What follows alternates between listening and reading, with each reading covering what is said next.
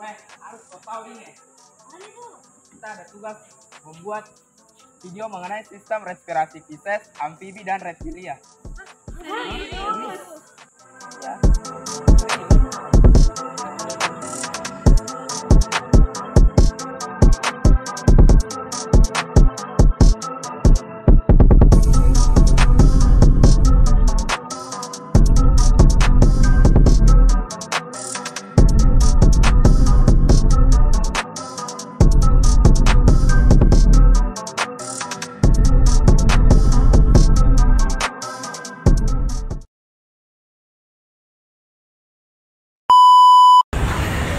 Oke, kita masuk ke dalam materi pertama, yaitu organ respirasi pada Pisces.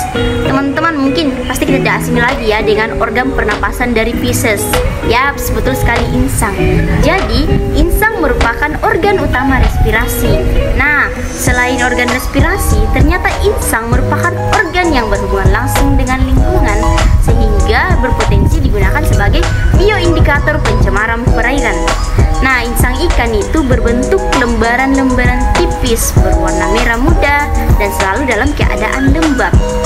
Bagian terluar dari insang itu berhubungan dengan air, sedangkan bagian dalam itu berhubungan erat dengan kapiler-kapiler darah. Setiap lembaran insang ikan ini terdiri dari sepasang filamen, dan tiap filamen itu banyak lapisan tipis yang disebut lagi dengan lamela. Pada filamen terdapat pembuluh darah yang memiliki kapiler, sehingga itu O2 dapat berdifusi masuk dan CO2 dapat berdifusi keluar. Tutup insang atau disebut dengan operculum. Bagian ini hanya terdapat pada ikan yang bertulang sejati, sedangkan pada ikan yang bertulang rawan tidak terdapat tutup insang.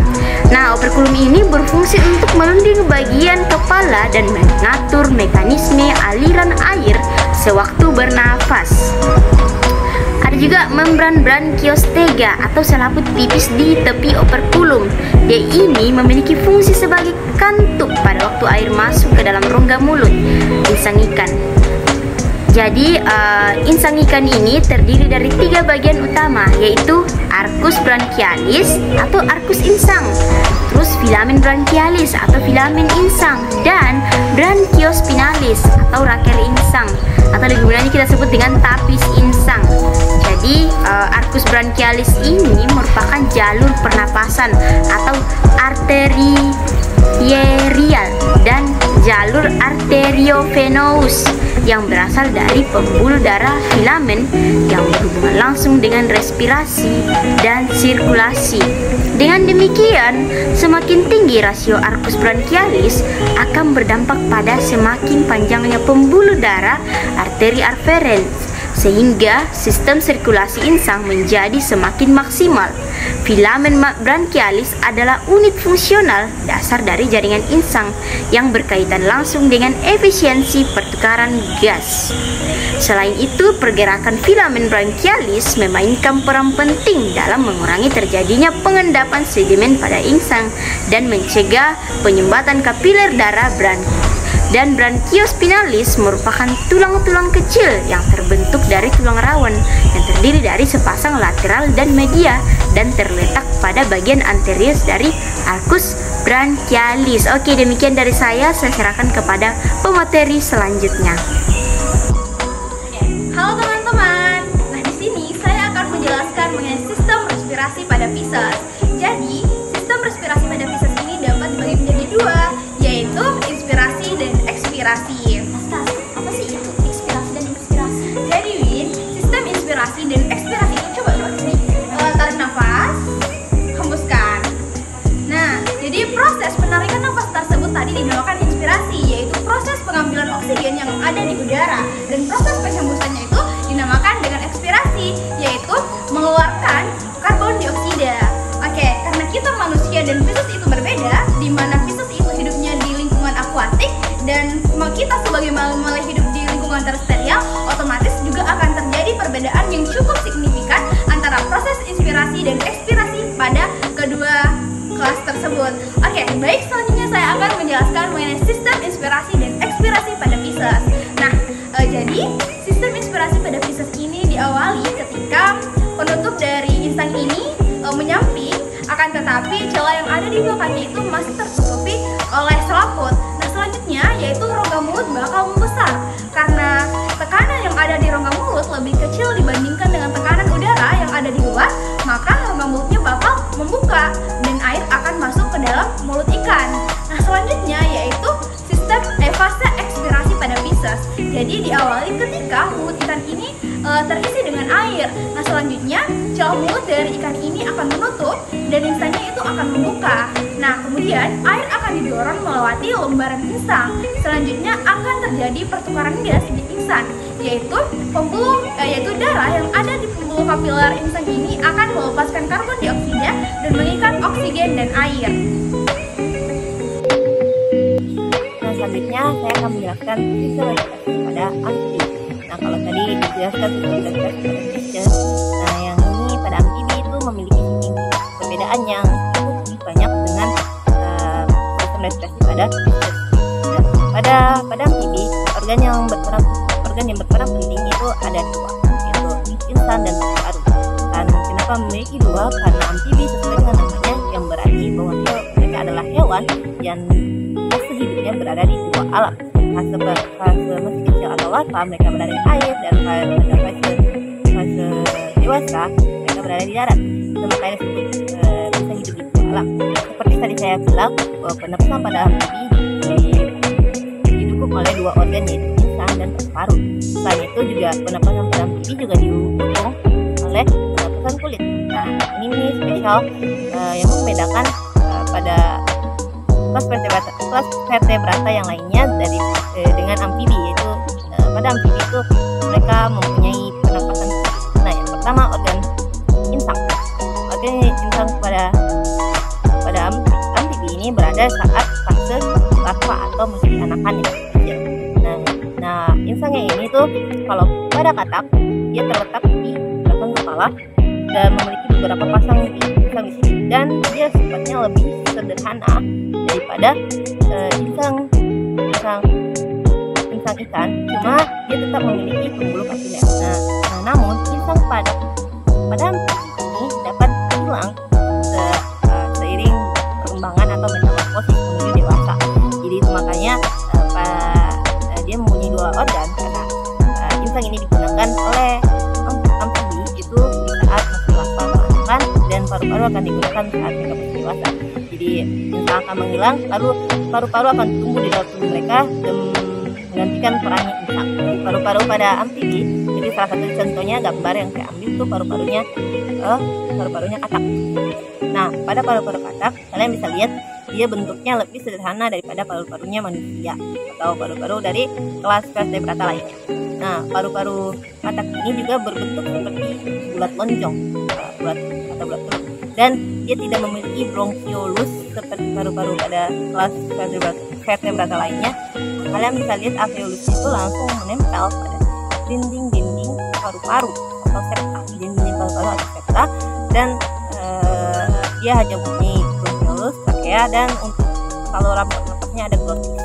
Nah, selain itu seperti saya sebutkan tadi, pada amfibi juga didukung oleh pernapasan kulit. Saya jelaskan singkat bahwa pernapasan kulit ini membantu di saat fase dewasa ketika amfibi ini berenang di air. Oke, selanjutnya kita akan membahas mengenai sistem respirasi amfibi menggunakan insang. Nah, kehidupan awal amfibi yang berupa larva dimulai dengan tinggal di dalam air.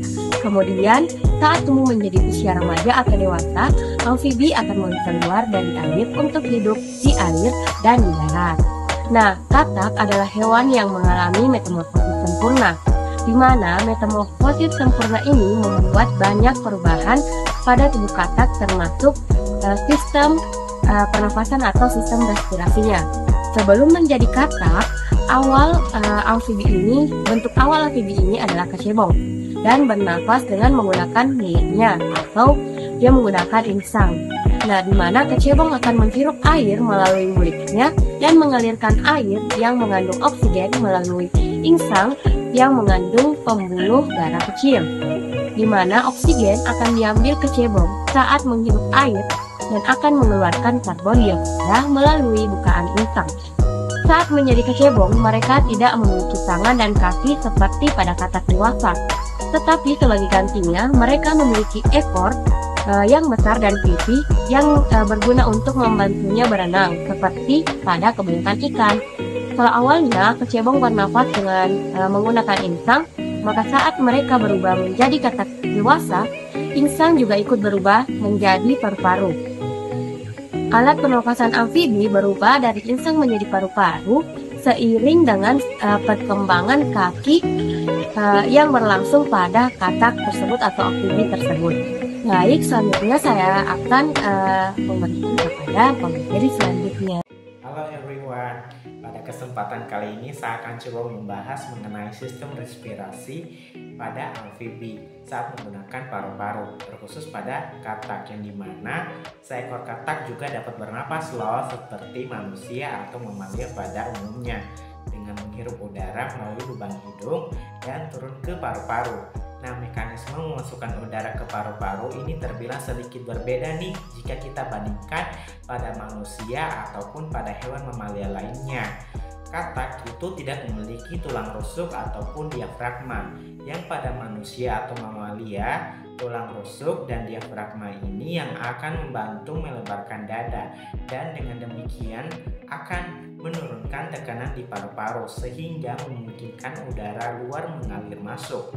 Nah, untuk menarik udara ke dalam mulutnya, katak menurunkan dasar mulutnya yang menyebabkan tenggorokannya ini akan melebar.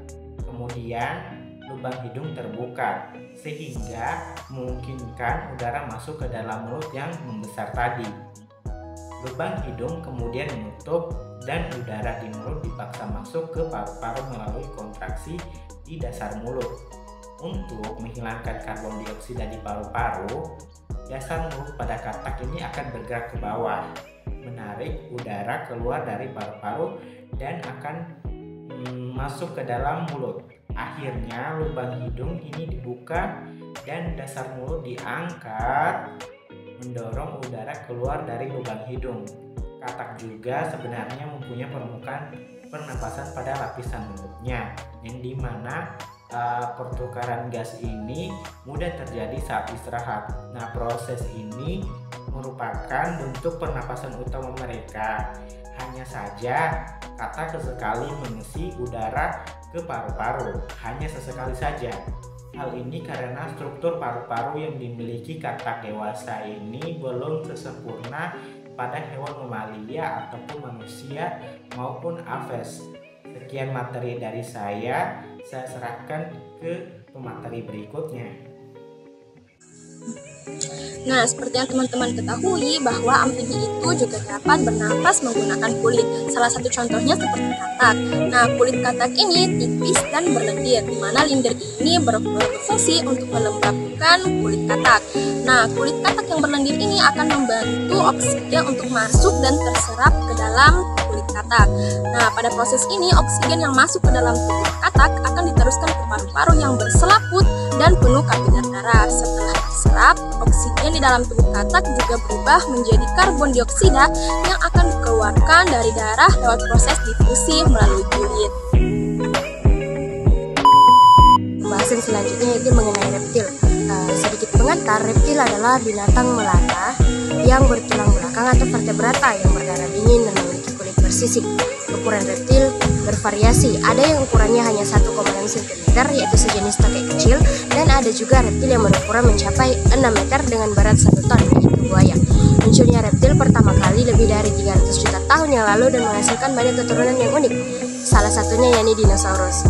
Saat ini telah dikenali lebih dari sekitar 8.700 jenis reptil yang menghuni setiap benua kecuali Antartika. Kemudian pembahasan utama kita berada pada anatomi organ respirasi pada reptil. Pada umumnya hewan kelas reptilia bernapas dengan paru-paru, tapi ada pula mekanisme pernapasan yang dibantu oleh permukaan epitelium lembab di sekitar kloaka, misalnya pada kura-kura dan penyu.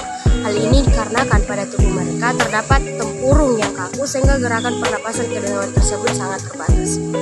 Adapun secara garis besar organ-organ pernapasan pada reptilia meliputi yang pertama ada lubang hidung atau nostril. Pada reptilia umumnya udara luar masuk melalui lubang hidung yang terletak di ujung kepala atau moncong. Beberapa jenis reptilia yang hidup di air, lubang hidungnya itu dapat ditutup oleh klep atau katup, misalnya pada buaya, sehingga mencegah air untuk masuk ke saluran pernapasannya. Yang kedua ada laring. Pada reptilia memiliki laring yang terletak di ujung anterior trakea yang tersusun atas 3 buah tulang rawan. Dinding laring dibentuk oleh tulang rawan criterocoida dan cricoidera. Laring ini berhubungan dengan trakea yang tersusun atas gelang-gelang rawan atau cartilago. Ketiga ada trakea. Trakea pada reptilia umumnya berukuran panjang dan dindingnya disokong oleh sejumlah cincin cartilago atau tulang rawan. Trakea bercabang menjadi 2 bronki yang menuju ke paru-paru. Tempat percabangan trakea disebut sebagai bifurcatio trakea. Yang keempat ada paru-paru. Paru-paru reptilia berukuran relatif besar dan terdiri dari beberapa lipatan dinding yang berfungsi untuk memperbesar permukaan gas. Struktur dalam paru-paru reptil yakni berpetak-petak seperti pada rumah lebah. Biasanya bagian interior lebih banyak berpetak daripada bagian posterior. Sebagian besar reptil memiliki 2 paru-paru yang berkembang dalam rongga dada kanan dan juga rongga dada kiri. Namun sebagian besar kelompok ular hanya paru-paru kanan saja yang berkembang, sedangkan paru-paru kirinya itu dia mengecil atau mereduksi atau bahkan tidak berkembang sama sekali. Sekian dan Selanjutnya saya akan membahas mengenai sistem respirasi pada reptil. Reptil ini terbagi atas 4 ordo. Yang pertama ordo Crocodilia atau buaya, yang kedua ordo Sphenodontia, yang ketiga ordo Squamata yang memiliki sisik, yang keempat ordo Testudinata yang bercangkang. Mekanisme respirasi pada hewan reptil ini sebenarnya menggunakan paru-paru, namun beberapa reptil laut umumnya menggunakan suatu modifikasi lainnya dalam tubuhnya, seperti ular, penyu maupun kura-kura. Mekanisme pernapasan pada reptil ini terbagi atas 2 fase. Yang pertama, fase inspirasi, di mana ditandai dengan otot dada yang berkontraksi, rongga dada membesar, dan paru-paru yang mengembang.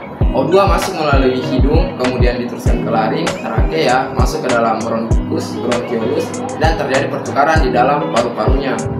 Kemudian fase yang kedua ini ekspirasi, di mana ditandai dengan rongga dada yang berelaksasi, otot dada, rongga dada yang mengecil, dan paru-paru yang mengempis. Yang kemudian ini merupakan fase sebaliknya, di mana dari jantung tadi yang membawa darah kaya akan CO2 akan dibawa ke paru-paru, kemudian terjadi pertukaran di situ. Dari paru-paru kemudian menuju ke bronchiolus, bronkus, trakea, dan kemudian laring dan keluar melalui hidungnya. Secara umumnya seperti itu. Namun terdapat beberapa perbedaan pada beberapa reptil laut. Seperti pada ular laut ini, mereka itu memodifikasi kulitnya agar lebih permeabel terhadap oksigen, sehingga oksigen yang terlarut maupun yang bebas di udara itu dapat dengan mudah mereka serap melalui permukaan kulitnya. Lalu juga ada penyu. Penyu ini memiliki cangkang dan tulang rusuk yang saling berdekatan, sehingga paru-paru mereka ini agak kurang maksimal dalam proses penyerapan oksigennya, pertukaran oksigennya, sehingga mereka ini memodifikasi keloakannya untuk memperluas bidang penyerapan udaranya. Mungkin itu merupakan suatu bentuk fisiologis mereka, adaptasi fisiologis mereka terhadap lingkungan, yang seperti kura-kura tadi saya katakan merupakan sejenis kura-kura sungai yang memodifikasi keloakannya. Mungkin sekian dari saya, terima kasih.